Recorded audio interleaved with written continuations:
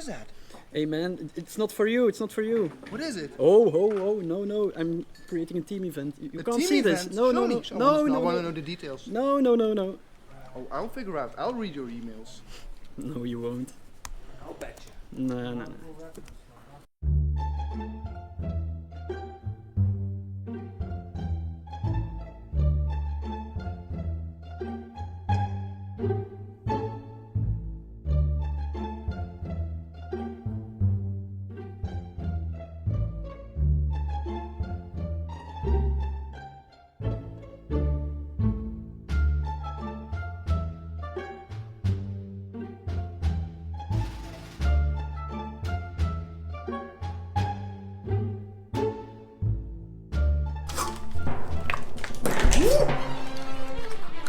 Alright everybody, hi!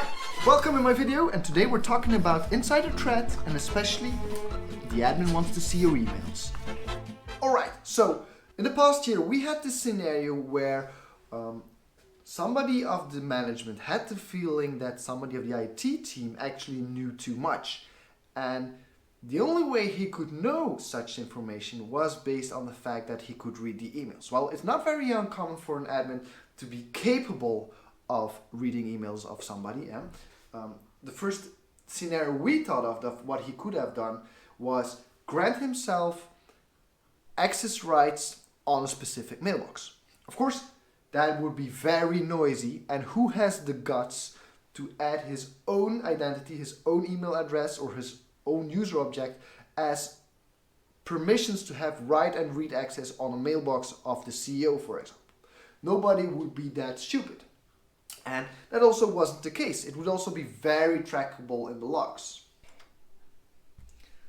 Alright, so if I would be an evil administrator and I'm very interested in my CEO's mailbox looking for the juicy information, I can think of immediately of two ways of identifying juicy information in his mailbox. I could use the content search, or I could use the Ediscovery. Both of them are very similar, though they are built for a different purpose. The content search is built to discover content. You start with a keyword, you enter it, and you start searching through your environment. And you will eventually also end up in a mailbox. And if you would be looking for stock information, stock prices, if your company would be selling them, you will eventually end up with emails that contain these words, giving you a hint of, hey, what's going on? What are they talking about? What is my CEO doing? You also have Ediscovery, which is more powerful. It's also used for identification, preservation, and often in legal matters to get content that matches your discovery and actually get that data and take a copy of it. If you have enough permissions, you could also run an Ediscovery. Now, a content search and an Ediscovery, they are practically very noisy. Because in the SOC, with Office 365, when you have the alerting enabled, you're actually informed that somebody else is performing a content search. One of the procedures we have at the SOC is, well, somebody is performing an e-discovery. We know that the IT manager is, well, the responsible, and let's hope he's not the malicious insider. Well, we're going to communicate to the IT manager and say, hey, we have received records that somebody is performing an e-discovery. Could you verify, please, that this is intended according to procedure? Are you informed about this? Because it can be abused.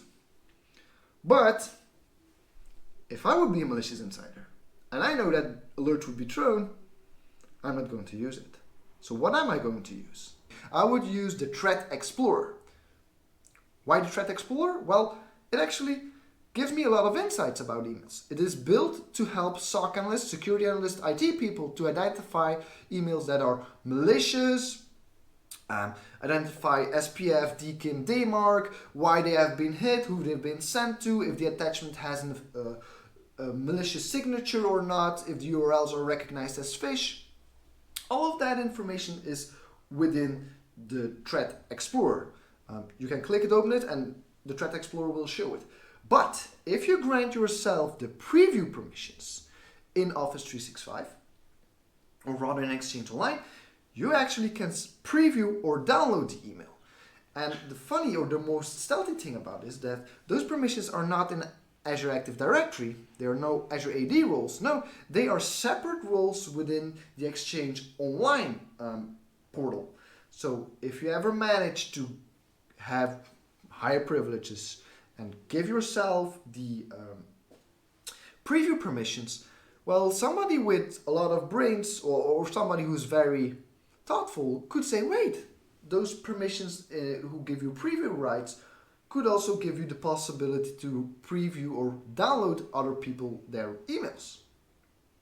So if you have the preview permissions, I can look up all of the emails in the past month. I can give in the sender, recipient based on subjects.